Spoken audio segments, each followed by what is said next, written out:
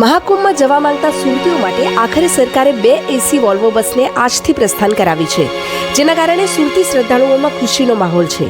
આ બસ આજથી 25 ફેબ્રુઆરી સુધી દોડનારી છે. આ બસની કેપેસિટી 48 પેસેન્જરની છે, જેથી આવનારા 21 દિવસમાં 42 એસી વોલ્વો બસમાં 2016 જેટલા સુરતી શ્રદ્ધાળુઓ મહાકુંભમાં જઈને આસ્થાની પવિત્ર ડૂબકી લગાવશે. યાત્રી દીઠ 8,100 રૂપિયાનું પેકેજ છે, જેમાં 3 રાત અને 4 દિવસ માટે ટુરિઝમ ડિપાર્ટમેન્ટ રહેવાની પણ વ્યવસ્થા કરશે.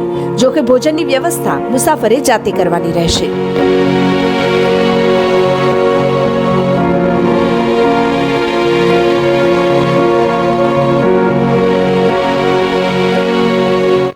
બહુ જ સરસ, એકદમ સરસ. અમારા માટે તો ઘર બેઠે સ્વર્ગ ઉતરી આવ્યું.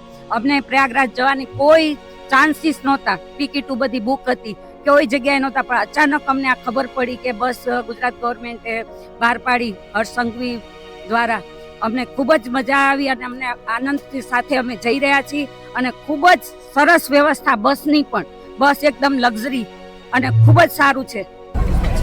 આજે ગુજરાતના લોકપ્રિય મુખ્યમંત્રી આદરણીય શ્રી ભૂપેન્દ્રભાઈ પટેલના માર્ગદર્શનમાં ટુરિઝમ વિભાગ અને જીએસઆરટીસી દ્વારા ગુજરાતના સૌ ભાવિ ભક્તો માટે ગુજરાતના વિવિધ શહેરોમાંથી પ્રયાગરાજ મહાકુંભની આસ્થામાં ડૂબકી મારી શકે તે માટે અત્યાધુનિક વોલ્વો બસની શરૂઆત કરવામાં આવી છે. પહેલાં દરરોજ એક બસ ચાલુ કરવામાં આવેલી, પરંતુ લોકોનો ખૂબ લોડ હતો. તેના કારણે ગુજરાતમાં બીજા અન્ય સેક્ટરોમાંથી નવી 5 બસો શરૂઆત કરવામાં આવી છે.